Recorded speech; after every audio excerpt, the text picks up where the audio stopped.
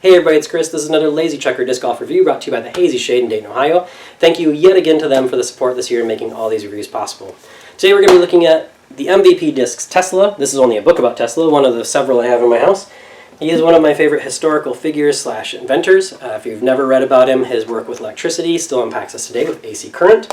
He also dabbled in some other fields and made some impressive advances that are still affecting us today as well. But this is not a history channel, this is a disc review channel, so we should look at the actual discs, the Tesla from MVP Discs. This is in the Fission plastic. I also added a Neutron plastic. Thank you to Happy Tree Dies in New Albany, Indiana for this beautiful disc, and to my kids for adding some basic spin dies for this one. Also thank you Happy Trees for letting them play around. Alright, so what are we going to know about what do we need to know about the Tesla? Well, the numbers on the Fission are 9, 5, -1.5, and 2. With the Neutron, it's -1, 2. So the difference is just a little bit flippier. And that is pretty accurate. I did find the Fission to be a little bit flippier than the Neutron plastic. In fact, there was, I would say, maybe even more than a half difference grade, maybe a full grade on that.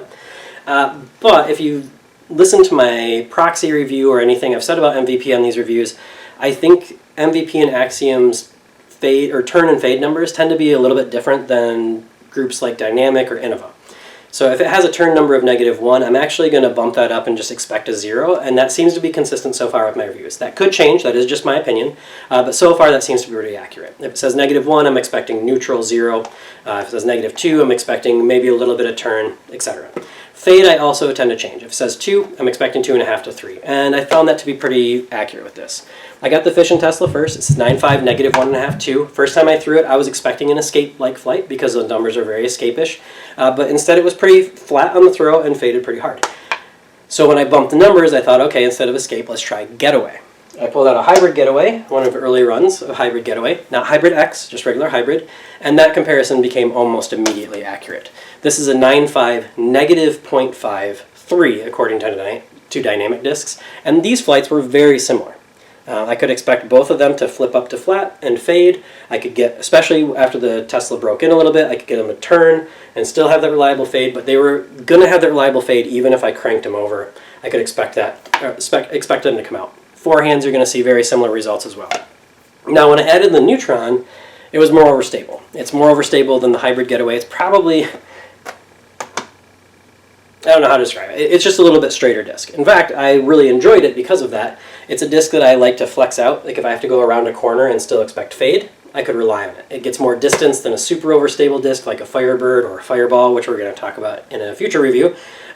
Still reliably overstable, but shapeable as well. So, if you are looking for a disc that is going to fly fairly straight and be moderately overstable, a very good control driver, especially under 400 feet, Tesla's going to be a good option. Let's talk about arm speeds. If you throw around 300 feet, this is going to be fairly overstable for you. So when you see my flights, expect more stability. If I'm throwing at 360, you're probably going to throw it, well, if you're a 300-foot thrower, you're obviously going to throw shorter, but it's going to be just a harder hook down. If you throw longer than 400 feet, obviously it's going to go straighter, especially the Fission. You're probably going to be throwing the Fission like I throw an Escape, where you can turn it and hit different angles easier, whereas the Neutron is going to be maybe still controllable, still reliable, but a little bit straighter. But if you throw around 350 to 400, you're probably this review should be pretty accurate.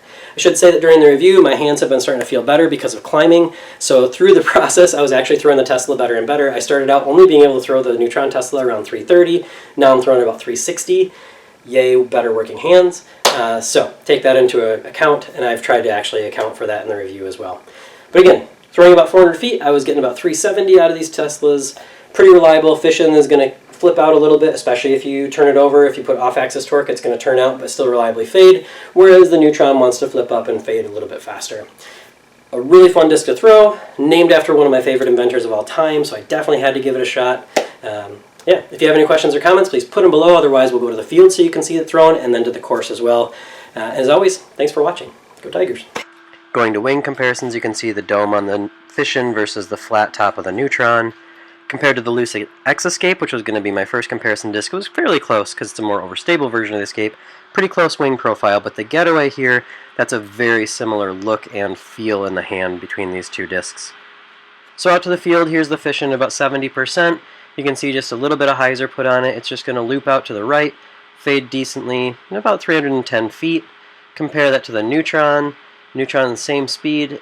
Looks like it's on a very similar flight, but it just fades a little bit harder, a little bit faster, so it doesn't get quite as much distance. We'll power it up just a little bit. 80%, this is going to stay out to the right a little bit longer, still fades back to the center very reliably, about 330 on this throw. And that same type of throw with the Neutron, you can see I didn't get the height on it, so that did definitely affect the flight, but it did push forward nicely to about 320, so a little bit shorter still. So let's do a comparison, Fission versus the Getaway. These discs thrown in that 70% again, up to the right, letting them stay in that hyzer. Both are going to fade to the ground. You can see the Getaway looks like it's actually fading a little bit faster here, but they were in the same ballpark, right in that 310 feet range.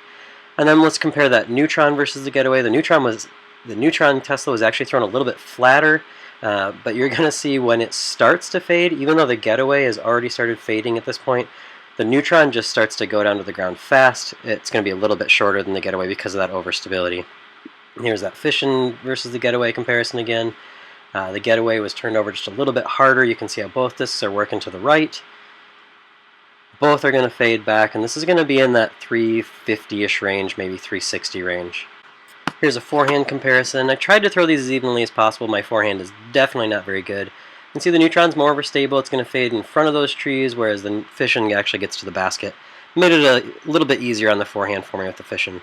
Here's Fission versus Getaway. Not quite the same line, but very, very similar results. Both of these were right next to the basket. I was pretty happy with both.